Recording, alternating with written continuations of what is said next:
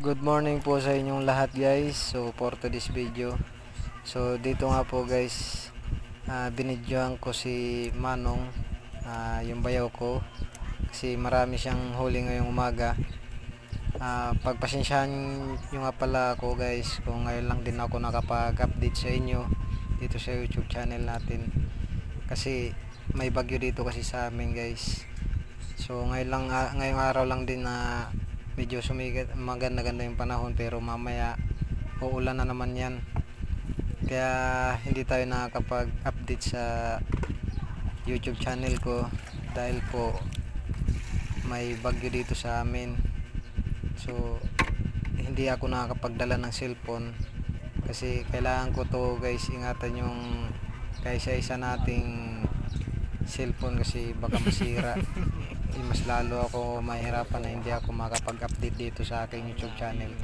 So syempre papasalamat muna tayo sa Panginoon na sana umuwi na yung panahon dito sa amin, at syempre sa ating mga solid subscriber natin dyan at sa mga bagong subscriber. So maraming salamat po sa inyo. Pagpasensya nyo rin po ako kasi ngayon lang ako nakakapag-update.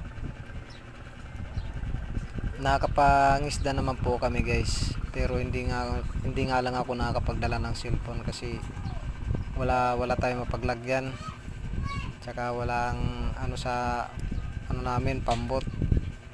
Mahirap na, baka masira yung cellphone natin. So kaya nag-update na ngayon ako sa inyo guys, kasi si Manong nakakuha ngayong umaga. So kami nakapanagat din kami guys, pero mga 2 kilo lang yung kuha namin dito guys.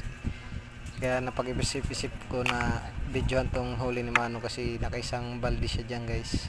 So yun lang guys, maraming salamat sa inyo. Sana suportahan nyo yung aking YouTube channel, at kung hindi pa kayo nakapag-subscribe sa akin, sana mag-subscribe na po kayo at suportahan nyo po yung aking YouTube channel. At syempre unang-una sa lahat sa Panginoon. Maraming salamat po. God bless.